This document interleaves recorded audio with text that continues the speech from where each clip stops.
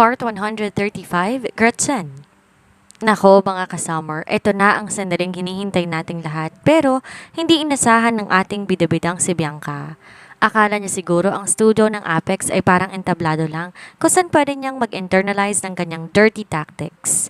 Pero hindi niya alam si Gretchen na hindi lang basta nanonood, siya nag-set up ng pinakamalaking live premiere sa kasaysayan ng Philippine showbiz. Sa kabanatang ito, hindi lang career ang guguho, kundi pati na ang natitirang dignidad ng isang babaeng akala mo'y anghel pero may tinatago palang kate sa katawan. Handa na ba kayong mapanood ang pagbagsak ng isang underdog kuno na naging viral scandal ng taon? Huwag kukurap dahil live na live nating sasaksihan ang ating bagong episode. Let's go! Ang hindi alam ni Bianca kapag may live broadcast na magaganap, lahat ng studio ay nakanda para gawing backup in case may mangyayaring aberya. Inutos din ng broadcast director sa mga staff na dapat naka-on lahat ng surveillance camera sa paligid kaya lahat na nangyayari sa loob kuha ng cameras. At higit sa lahat, mayroong 360-degree coverage ang studio na kinaroroonan nila. Pinindot ni Gretchen ang play button at agad na bumalandra sa lahat ng nag-aabang ang pangyayari sa loob ng studio na kinaroroonan ni Bianca at Director Lynn. Lahat ng taong nakakita sa live broadcast ay nagtaka kung ba't biglang nag-iba na ang mga pangyayaring nakaplay sa kani-kanilang screen. Hindi ba't si Bianca yan? Bakit nasa loob siya ng ibang studio? Wala bang nagsabi sa kanya na dito gaganapin ang live broadcast at hindi siyan? Nakapamewang na wika ng broadcast director. Nangunot naman ang noon ng mga staffs. Napagtanto na nila na kaya nawala si Bianca ay dahil nagpunta to sa maling studio. Ano pang tinatayo-tayo niyo dyan? Sunduin niyo na si Bianca at papuntahin niyo dito. Singhal ng broadcast director sa mga staffs na nakatunganga lang sa harapan niya at tila ba nabibighani ng nanonood sa nakapalabas sa screen. Napasabunot pa ito ng sariling buhok. Hindi niya unang beses dito. Bakit naligaw pa siya? Nababaliw na talaga ang babaeng yan. Saka palang kumilos ang mga staffs at nagkukumahog sa pakdakpo papunta sa kabilang studio kung saan naroon si Bianca. Sa lubong naman ang mga kilay ni Director Lynn habang pinagmamasdan si Bianca. Anong ibig sabihin nito, Miss Bianca? Nagtataka niyang tanong.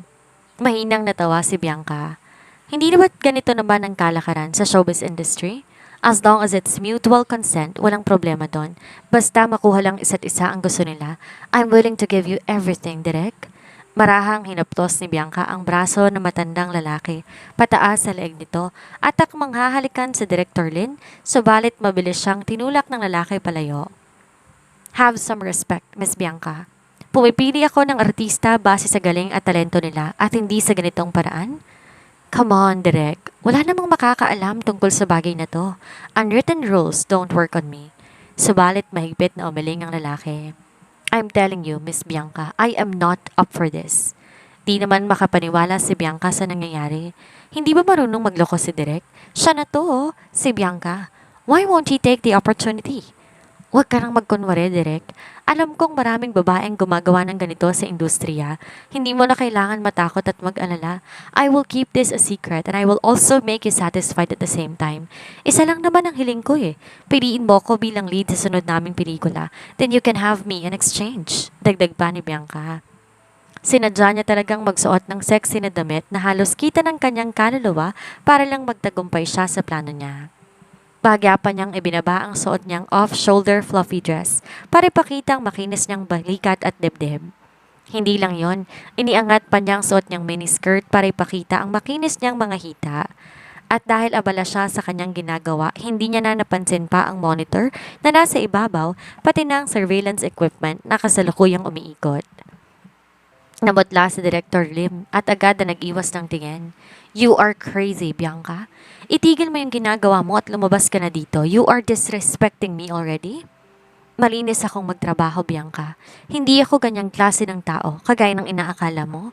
Umalis ka na at ayaw na kitang makatrabaho pang muli. Dagdag pa ng lalaki. Mas lalo nakaramdam ng gulat si Bianca. She is almost damn naked. Why won't this old man took the bait? Hindi na siya nakatiis pa. Hinablot niya ang kwelyo ng matandang lalaki para ituon sa kanyang pansin ito. Hindi ba't matanda ng asawa mo? For sure wala na kayong sex life dalawa. If I know she's already menopause, right? Sobrang daming maganda sa entertainment industry, kaya hindi mo ako maliloko, direct. Hindi ba't nung nakarang gabi nakipag-dinner ka sa isang magandang rookie actress? Don't tell me wala kayong ginawa. Bakit ayaw mo sa akin gayong nagkagawa mo rin to sa kanila? Tell me, hindi ba exciting dito? Then we can switch place. Sabihin mo lang kung saan. Mas lumapit pa si Bianca, dahilan para manuot sa kanyang ilong ang mabangong aroma ng babae. Sa hindi sinasadya, nakasulyap siya sa katawan ni Bianca. Halos nakahubad na to kung tutuusin. Kahit sino hindi makakapagpigil sa gantong klaseng sitwasyon. Namula na ang mukha ni Director Lin, dahilan para umangat ang sulok ng labi ni Bianca. Men are all like this. Why is this old man pretending to be a gentleman? Come on, Direk. Don't make this hard for the both of us. Alam ko naman na gustong gusto mo rin ako.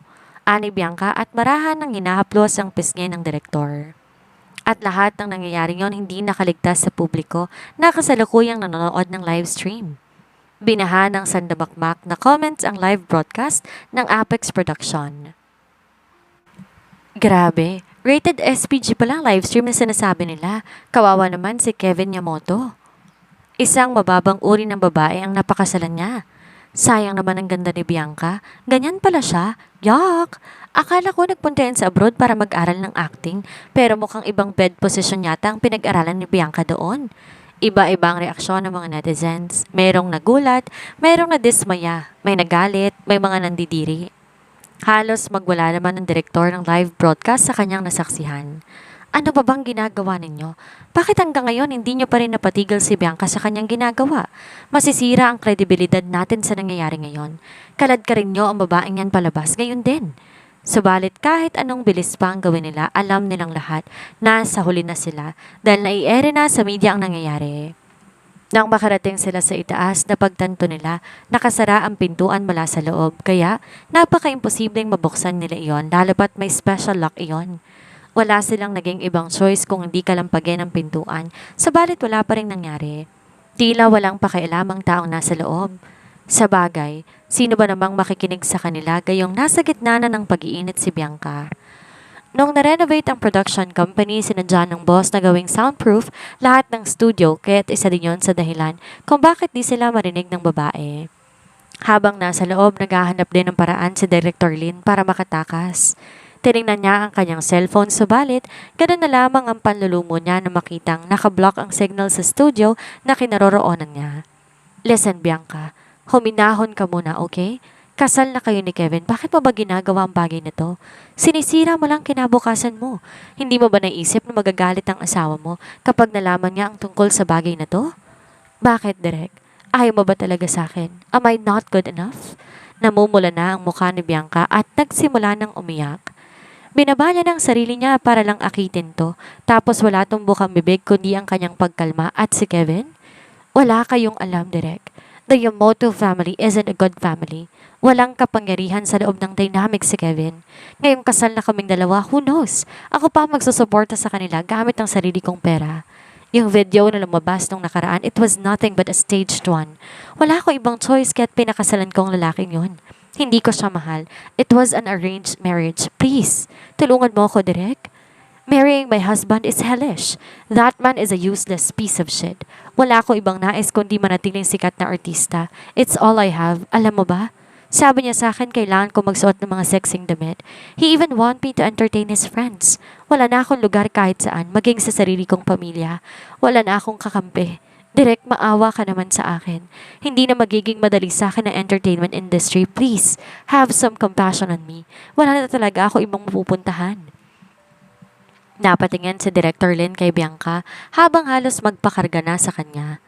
Habang naroroon siya sa sitwasyong yon, isa lang ang dasal niya, ang makatakas mula sa babaeng to na nababaliw na. Ano ka ba naman, Bianca? Hindi totoo yan. May mapupuntahan ka pa, may kukuha pa rin sa'yo, may mabuting hinaharap ka pa. Ani Director Lin para kahit papano ay kumalma si Bianca habang naghahanap din siya ng paraan kung paano makakatakas sa babae. At habang nangyayari lahat ng yon sa loob ng studio, agad ding nag-viral ang live broadcast ng Apex at umabot pa sa mga OFW sa iba't ibang bansa. Kawawang direktor, mukhang maiiyak na siya sa sitwasyon niya. Alis dyan, Direk. Ako nang bahala kay Bianca. Grabe, Matanda na si Direk tapos nakatagpo pa ng gantong klaseng problema? Kung ibang tao yon, naku, kanina pa nabembang yung malanding yan. Mabait na tao naman kasi yan si Direk. May asawa yan at magandang relasyon nila. Nakita ko sila nung nakaraan sa park, ang sweet pa nga eh. Ang kapal talaga ng mukha ng Bianca na yan. Ganyan ba lahat ng artista sa showbiz? Hindi naman, may matitino pa rin naman. Nung nakaraan, akala ko talaga inosente yan si Bianca, pero acting lang pala lahat. May dinatago pala siyang kati sa katawan. Maging ang agent ni Bianca ay napahilamos na ng mukha, lalo pat nababasa niyang iba't ibang komento ng mga netizens. Kalat na rin sa online platform ang pinagagawa ng alaga niya. Nangangapal na ang kanyang mukha sa iya. Sana pala hindi na lang niya pinabalik pa si Bianca kung magdadala lang rin naman to ng kahihiyan sa kanya. Sunod-sunod na rin ang tawag na natatanggap niya.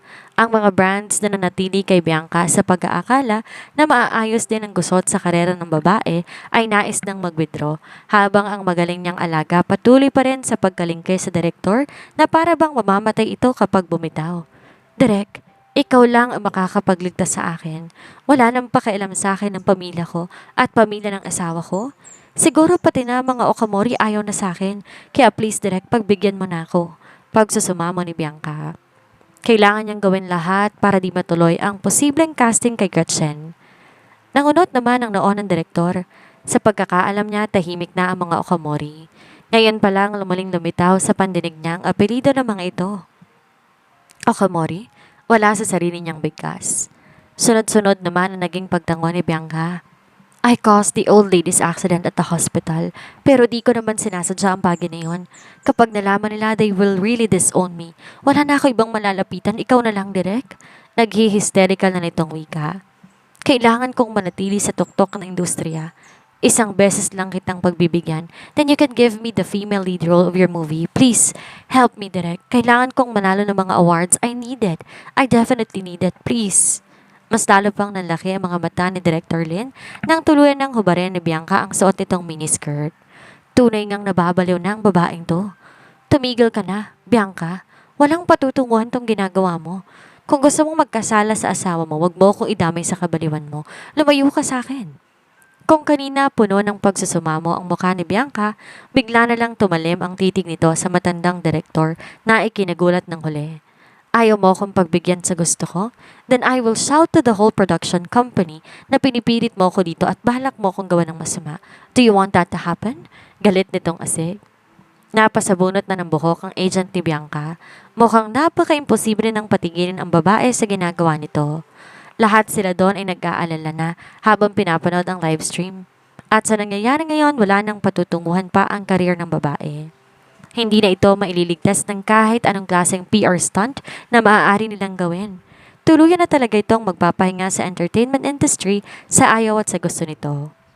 Tahimik lang na nanonood si Gretchen sa isang tabi. Nais niyang makita kung ano ang gagawin ni Bianca, oras malaman itong napanood ng lahat ang kabaliwan nito.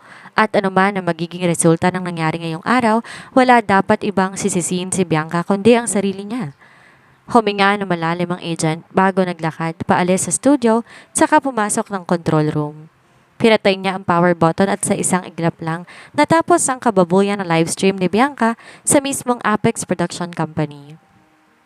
Mas lalo nagkagulo ang buong entertainment industry ng bansa nang puturin ng Apex ang live broadcast dahilan para maglabasan ng iba't ibang post ng netizens. Ang dami nag-aabang, magpepetisyon kami na ituloy ang broadcast, patingin ang ending. Siguro nag-iiyak na mga fans ni Bianca ngayon. Sino bang mag-aakala na ang mukhang anghel nilang idol ay isang makating babae? Ano nga ulit ang palabas ng Bianca na yan ang maiwasan natin? Lagyan natin ng 1 star lahat ng palabas niya para magtanda. Kaya pala nag-withdraw si Master Colin sa investment niya sa pelikula ni Bianca. Mukhang alam niya ng totoong kulay ng babaeng yan. Ang talino ni Master Colin, hindi siya nagpadala sa Bianca na yan. Di ba nalink yan sila dati? Sobrang galing na businessman ni Master Colin kaya hindi yan maluloko na isang gaya lang ni Bianca. Oo nga no, nalink pala silang dalawa pero I doubt it na papatol si Master Colin sa isang makating artista. Who knows ilang lalaki nang dumaan sa kanya, for sure, maluwag na yan. Halos himatay naman si Director Lin sa pinaggagawa ni Bianca sa kanya. Kailan pa ba siya makakatakas mula sa mga kamay ng babae? Kung alam niya lang sana na mangyayari to sa kanya, sana hindi na lang niya pinaunlakan si Gretchen. But it is not Gretchen's fault. Trabaho naman pareho ang pinunta nila doon, but this woman in front of him ruined everything. Pero bago pa man siya tuluyang napilit ni Bianca sa kagustuhan nito, dumating na sa Apex si Kevin dalang maraming bodyguards niya. Sila na mismong sumira sa pinto para mailigtas ang direktor at para makuha ang baliw niyang asawa. Mabilis namang nasira ng mga tauhan ni Kevin ang pinto, gawa ng mga gangster ang mga ito. Ngayon, tuluyan na niyang nagamit ang skills na meron ang mga lalaki. At bago pa man makauma si Bianca, marahas na itong hinila ni Kevin palayo sa direktor at marahas na sinampal. Napaatras naman sa takot si Director Lin sa pag-iisip na baka siya pang baliktarin at magbintangan ni na Bianca at ng asawa nito. Kahit naman mapera siya, mas mayaman at maraming koneksyon na isang Yamoto kaysa sa kanya, kahit hindi itong napiling tagapagmana ng dynamic. Kahit madalas sira ulo si Kevin, di naman ganon kakitid ang utak niya, lalo pat halos buong Pilipinas ang nanonood. Ang baliw na si Bianca ang pasimuno ng lahat, habang ang direktor ang pinipilit nito. I'm sorry about what happened. Tauhan si Direk. Magpapadala ako sa inyo para tutulong na magpaliwanag sa asawa mo tungkol sa nangyari at hindi siya magagalit sa inyo. Aniya bago binaling ang atensyon kay Bianca at muling sinampal ng babae sa kabilang pisngi para magising to sa kaibangan nito. Hindi mo ba alam na trending ka na ngayon? May live stream camera dito, bobo, gigil niyang asik bago binalingan ng kanyang mga tauhan. Kalad ka rin niyo ang babaeng yan palabas. Hilong-hilo naman si Bianca sa magkasunod na sampal na kanyang natamo, subalit nang makita niyang si Kevin ang naroon, dala ang mga tauhan nito, maging ang kanyang agent at mga staffs ng Apex na nanonood sa kanya, nakaramdam siya ng panlalamig at pamumutla. Unti-unti niyang napagtanto na may nakakita ng kanyang ginawa kanina. No! Paano nangyari ang bagay na yon? Ano na ang gagawin niya ngayon? Napasulyap siyang muli sa kanyang agent para sana humingi ng saklolo pero nag-iwas lang to ng tingin. Pinatay niya ang live stream kanina at tinapos ang nakakadismaya nitong palabas bilang pagbibigay awa sa babae dahil may pinagsamahan din naman silang dalawa. Hindi na alam ni Bianca kung anong gagawin niya.